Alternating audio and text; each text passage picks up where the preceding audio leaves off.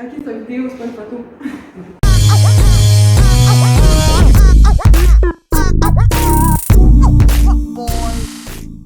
Je m'appelle Laurence Talbot, je suis étudiante en troisième année en technique de métier d'art en option joaillerie.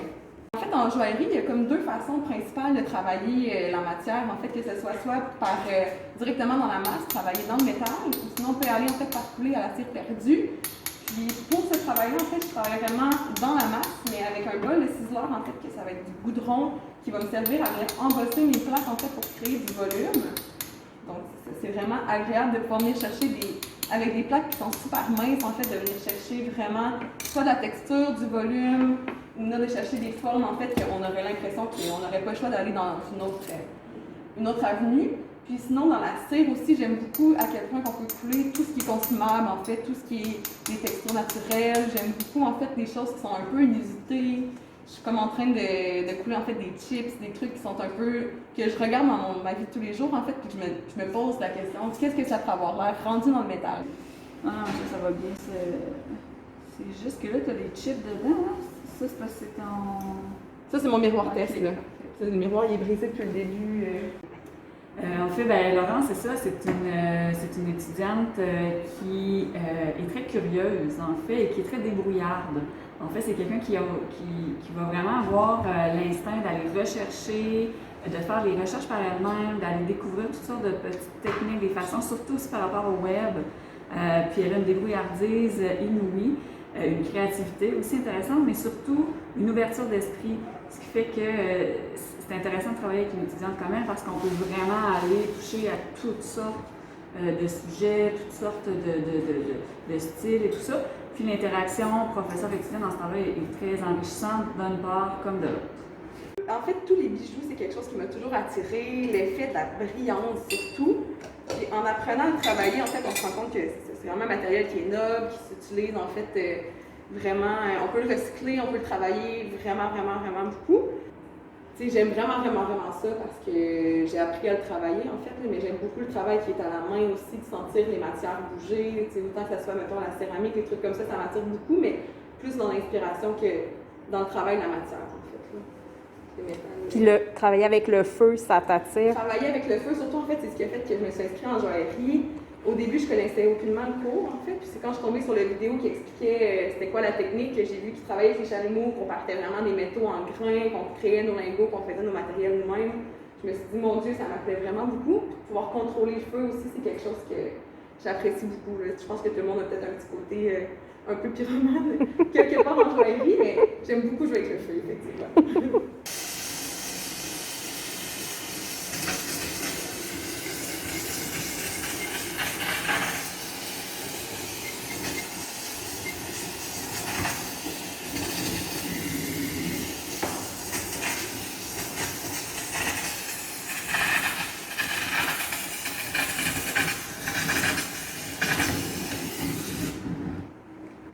Donc, dans le cours de concept et mise en forme, en fait, c'est un cours un peu de pièce unique, une pièce d'expression, qu'on va avoir beaucoup de temps à passer sur une même pièce. Donc, il faut vraiment penser aussi, tout le côté créatif, en fait, va être aussi évalué dans le dossier de recherche. Puis, pour la source d'inspiration principale, en fait, on est allé voir une exposition au musée qui est La tête dans le nuage, qui est sur la révolution numérique, en fait, sur le cloud, les données qu'on génère, à quel point c'est présent dans nos vies. Puis ma source d'inspiration première, en fait, c'est plus par rapport au téléphone intelligent qui nous mène en fait à tous les réseaux sociaux, les choses qui vont faire qu'on va être interconnectés 24 heures sur 24. C'est quelque chose qui va être très prenant dans la vie des gens d'aujourd'hui. Puis mon collier, en fait, c'est un collier qui va se porter, ça c'est grandeur réelle, en fait, donc c'est quand même grand. Ça va se porter dans le dos, en fait. Puis on va avoir le fermoir qui va être juste ici.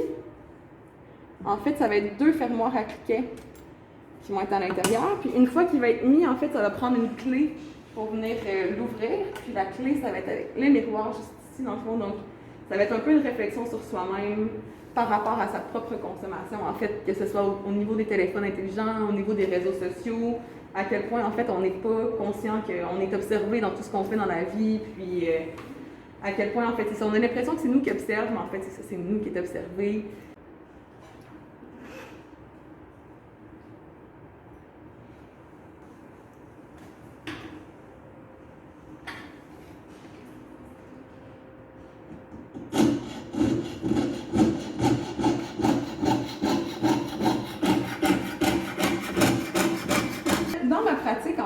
j'aime beaucoup les pierres qui sont naturelles, en fait, que ce soit des pierres fines, des pierres semi-précieuses. Le fait que ça soit naturel, c'est super important pour moi. Puis aussi, j'aime ça les choses qui sont avec des couleurs, qui vont être plus inusitées, en fait. Donc, je crois que j'aime mieux les pierres qui sont, en fait, semi-précieuses que les pierres précieuses. Puis, dans le type, en fait, les opales, les jades, si on regarde les turquoises également, c'est vraiment des choses qui viennent me rejoindre. Dans les opales, j'en ai trouvé des opales mosaïques qu'on appelle. D'avoir des trucs que dans la nature, en fait, que c'est déjà quelque chose de brut. En fait, à l'état brut, ça va être déjà super beau. Les pierres brutes également, c'est quelque chose qui m'intéresse énormément. C'est quelque chose qu'on a accès aussi au Québec, puis qu'on a pas assez souvent. J'ai tout plein de quartz, en fait. C'est des quartz québécois, mais sont à l'état super brut, ils sont même pas nettoyés. Puis c'est des choses, en fait, que j'aimerais intégrer dans mes projets sans, en fait, savoir comment on va les intégrer par la suite, parce que j'aime beaucoup résoudre des problèmes, des fois me poser des questions sur comment faire pour arriver à quelque chose. Puis, au niveau des perles, j'adore les perles, mais tout ce qui est perles de culture, ça ne me rejoint pas sur mes valeurs, en fait. Donc, j'adore les perles d'eau douce, les perles avec des formes qui sont irrégulières, des perles qui n'auront pas été en culture, justement. Puis, que ce soit, en fait, des petites perles, des grosses perles de couleur, j'adore ça. Puis, j'aime beaucoup, effectivement, les formes, si vous voyez, les formes qui sont pas rondes, donc vraiment plus organiques, qui vont être vraiment, selon moi, plus intéressantes. Je trouve que ça crée une valeur singulière, en fait, à chaque perle. Puis, au niveau des pierres, c'est ça. Je trouve qu'on a accès à tellement de choses que c'est difficile pour moi d'aller vers les choses que les gens trouvent qui ont de la valeur seulement parce qu'il y a de la demande. Donc, pour moi, les diamants, c'est pas quelque chose qui m'interpelle énormément. J'ai trouvé des camées. J'en revenais pas. Ah, ouais! J'ai un homme puis une femme. Wow!